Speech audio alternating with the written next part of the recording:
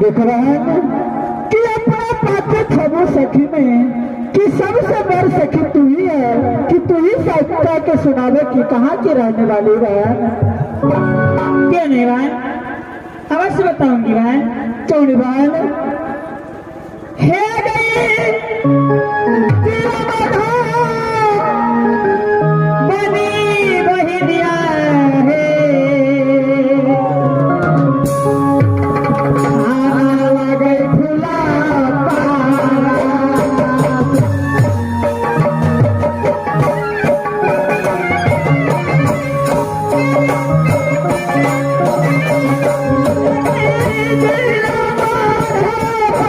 है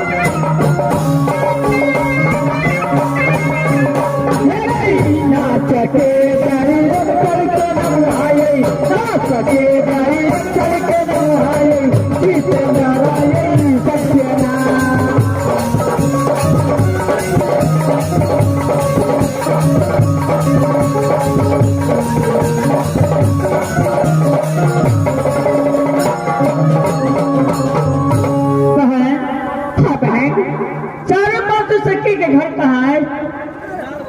ग्राम में नहा त्रिपुरा जिला मधुबनी के रहने वाली है बहन। बहन कंपनी के नाम देवेंद्र प्रसाद है, मैनेजर के नाम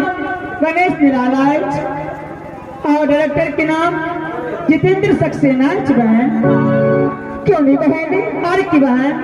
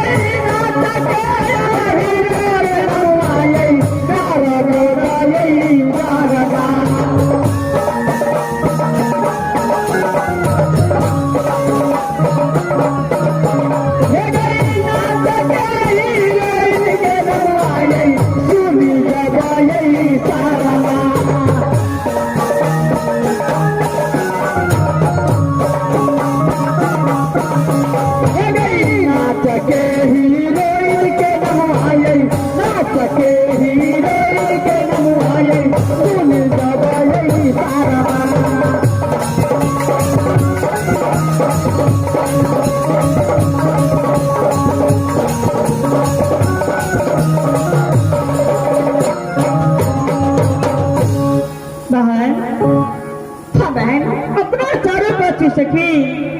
मृत भुवन के रहने वाली बहन। जब चारों पांचों सखी मृत भुवन में जन्म ली, जब 4-5 साल की चारों पांचों सखी हुई, उस दिन से शिव बाबा के मंदिर में पूजा करने के लिए जाती थी। लेकिन आज चारों पांचों सखी को रमन चमन मिले हो चुकी है। इजाजत चलो शिव बाबा के मंदिर में पूजा करने के लिए पूजा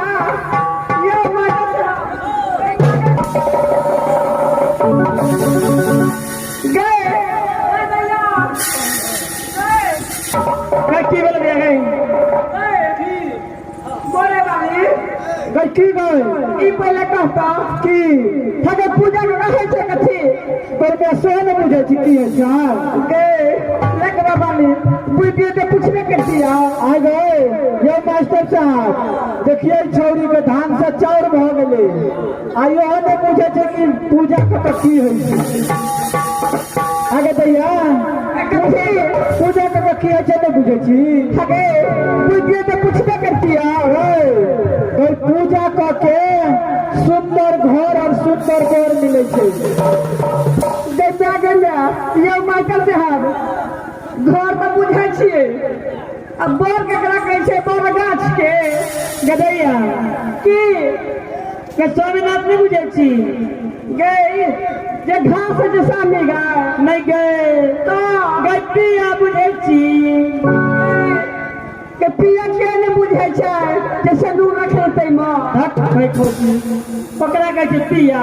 ओकरा कहै छै किया किया कहै छै गए के तोरे जका बेटी रह गया कहल के की गए नैंची बिया भरल छी आ सब बिया झेर के छुछे पड़ल के दैया बर बजे छी अकेले हमर हाथ कटा रहते ना तो हम कको न बजे लतियो गए तै दुआरे एगो हाथ कट गेलो के की कब गया झंझार पुसरियो पर नच के बैठलिया हां खोपा ने प्रेसिडेंट भग के मर गेलो हाथ कटा दैया हे की के तोरा में का बेटी छले हां पूछली कही ना ई की कहै छै की ठगैला टगै छोरिया नानक दाना आसाग कल खीर खाला हो दाना गए कल सुन के जाए गए तोरे सन बेटी रहे बुझली की कहल कई की कथी चुप गई पत्नी पातर चूड़ा आ तो पत्नी के नैरा कते दूरा आगे ठगै तोरे जका कहे नाची बिया भरल छी आ सब बिया झड़ गेल छुछे पड़ल गए कई तोरे सन बेटी रहे बुझली की कहल कई की कई खेलरी का खेल कुछ कहलो न जाए आ अब हम चढ़ा के कोन गाम से गए जति कई जटी टोला पर आग लाग जाए आगे तोरे जका कहै की ठगैला सारी टांगल है आ श्याला मन लागल है गई तोरे सन बेटी रही की कल के कहिया कई सुनी ना तोरे सन बेटी रहे कि बाप का गैर बेटी बिया नेस कल के तोरे जका अरे भाई क्या बहन सारे बात तो सच्ची को समझ में नहीं तो चुकी है कल कितना सुबह के मंदिर में पूजा करने के लिए वहां क्या बहन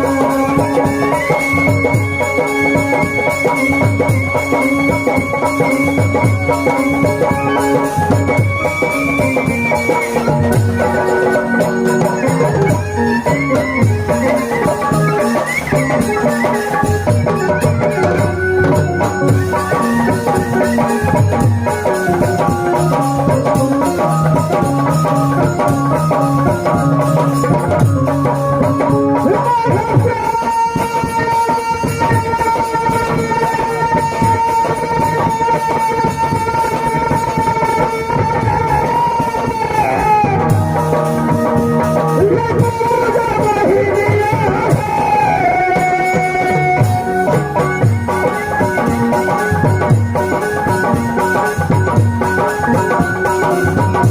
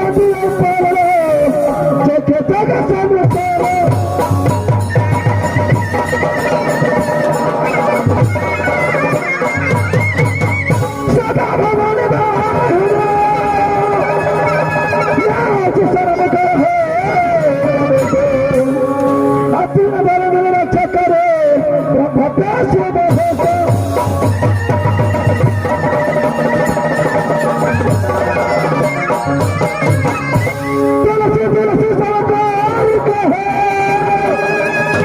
यहाँ की तुलसी हरे का घास अरे कहते तुलसी पर गए कहा का तुलसी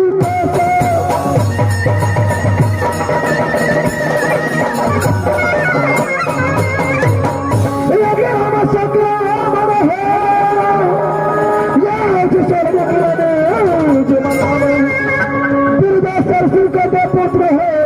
आधार लगा के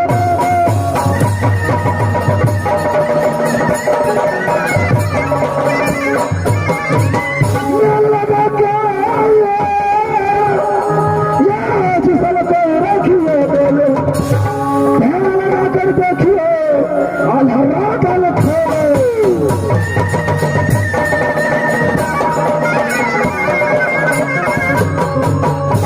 ऐसे तरीके से हमारे बाल कलाकार हैं। अगर कोई गलती भी हो जाए तो अपने बच्चे समझ करके क्षमा कर दीजिएगा और खेल पर ध्यान दीजिएगा। नीचे में बताया बहनों छोटा सा खंड हमारा देवेंद्र प्रसाद कंपनी के द्वारा छोटा सा खंड आधा दल को दिखलाने जा रहे हैं, जिस खंड का बोल है पथरी लड़ाई बमभसी का बात है केसिया और इंद्रजीत का शादी। खेल बहुत अच्छा है, शांति बना करके देखें। जय हिंद जय भारत।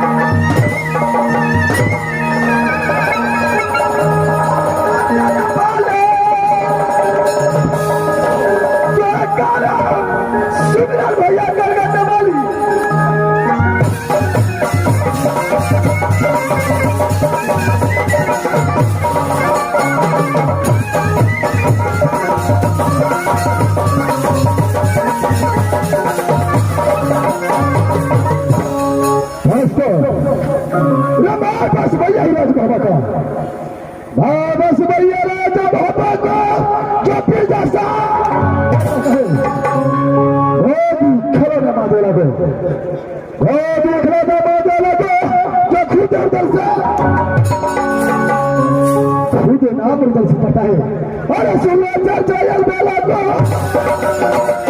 सुनो चल बेला को अरे चल बेला को सुनो बेला तेरे चल बेला को सुनो अरे पूरे बलूता पूरे बच्चे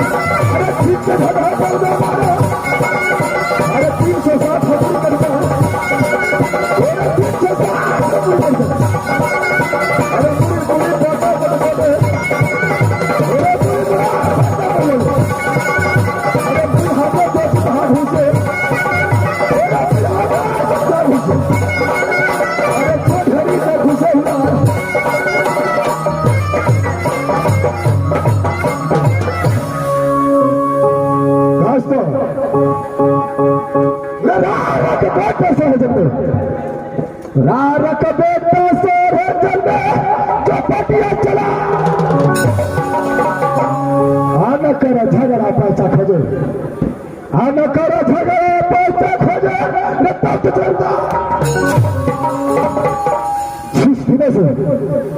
जैसे दिनों से पास कर दोस्ती क्या कहा तो बिजली वाले देवनंदन पंडित के साथ जिस दिन से दोस्ती क्या हो उस दिन से मैं कितना किला लूट कर खड़ा लेकिन आज इस तरह मेरे दोस्त मेरा साथ रहता तो किसी गिरा पर जरूर चढ़ा करता लेकिन मेरा दोस्त एक हफ्ते को छुट्टी लेकर के रात पिघल गया है लेकिन एक हफ्ता कौन बतलाता है एक हफ्ता कौन बतलाता है 2 हफ्ता बीत चुका है लेकिन मेरा दोस्त अभी तो वापस लौट करके नहीं आया है इस समय पे दोस्त को आवाज लगाता हूं अगर मेरा आवाज मैं दोस्त को कहां तक पहुंच गया एक थोड़ा लग के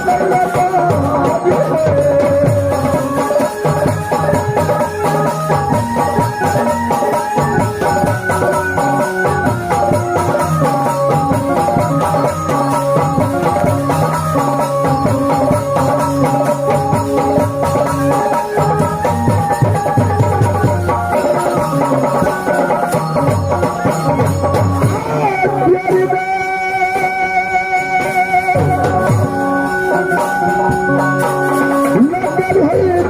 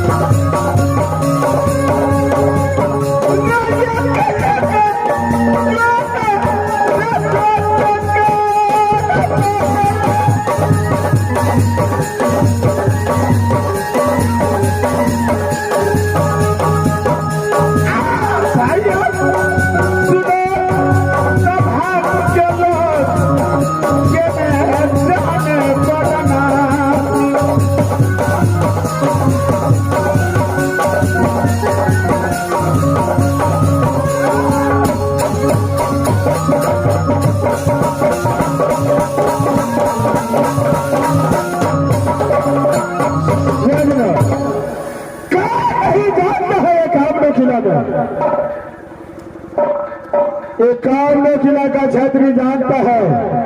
राज बिजली का गवर्नमेंट राज मोहब्बत और उधर से दोनों का दोस्ती चला जिस दिन से चलती है बारबोना को कटिया दोनों तरह का खड़े मर गए देश छतरी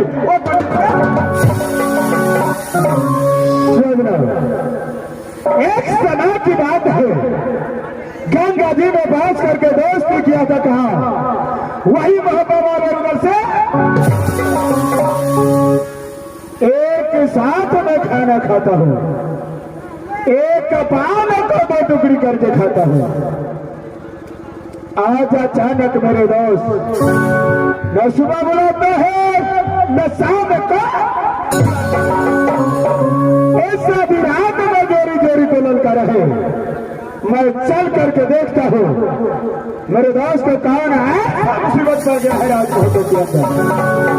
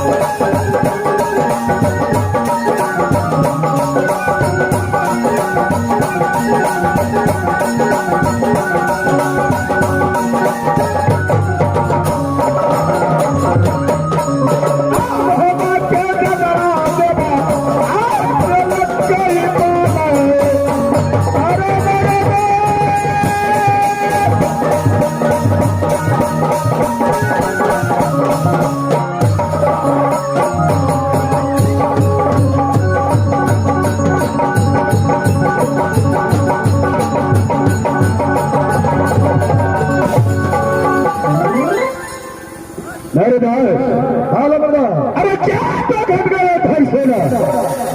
क्या तो घटा क्या तो कीमती हुई डोरी में क्या तो कीमती हुई डोरी में तेरा था बुलाया अरे बाबा वाला मेरे ना तो घटा है भाई सेना अच्छा ना तो घटा है ये धन सोना ना तो घटा है नाटो कीमती हुआ गरी में अच्छा नाटो कीमती हुआ है गरी में जरूर बुरा मोहब्बत मेरे नाम क्या कोई चोरबा चोरी किया है क्या कोई चोरबा चोरी किया है क्या कोई साला गुंडा अरे हाल बता दो देवा पंडित को हाल बता दो देवा पंडित को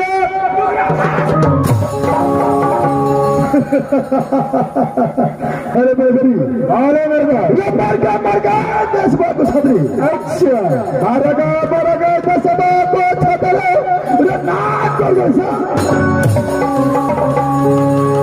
की भैया बाही जड़ में अच्छा की भैया बाही नजर में दसवीं को कौन किला में जोरी डंका बोलो कौन किला में जोरी डंका बोले तो किसने करना कौन किला में सुंदर कन्या जन्मे कौन किला में सुंदर कन्या जन्मे अरे बहुत भुलर भी कर मारो तो तब चला और बोलो रे मोहब्बत किला में जोरी डंका डंका बोले। अच्छा बाबा किला बजारी डंका बोले चौपन बाबरी नाना किला में सुंदर कन्या जन्मे, नाना किला में सुंदर कन्या जन्मे, जो 5,000 भीतर होगा नाना किला फोड़ा। सुबह बुलाता है न सुबह बुलाता है न शाम को बुलाता है, न सुबह बुलाता है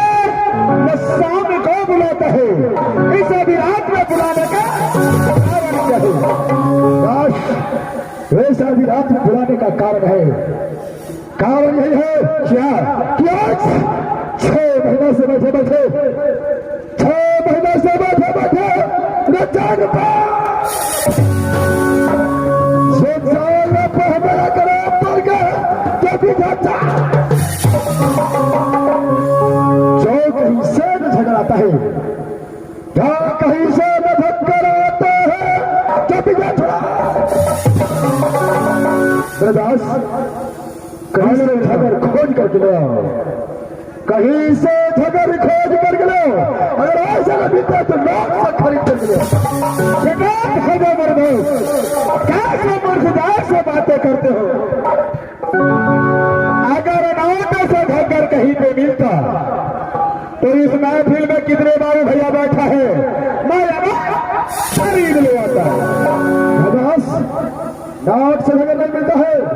नहीं मेरे दोस्त, झगड़ कैसे मिलता है? झगड़ के लिए जब तक झगड़ नहीं कीजिएगा कदाप झगड़ के लिए तक लगान नहीं करेंगे, क्या नहीं मिलता तब तक झगड़ नहीं मिलेगा, क्या नहीं दास राका बस करेंगे, लेकिन इस समय खोल सगुनिया पत्रा को जान करो। देखो इस पत्रा में किस किला का नाम खुलता है। अच्छा जैसे किला को नाम खुल गया उस किला को सकता ठीक है मेरे दोस्त, मैं अभी खोल करके देखता हूँ किस किला में देना है या किस किला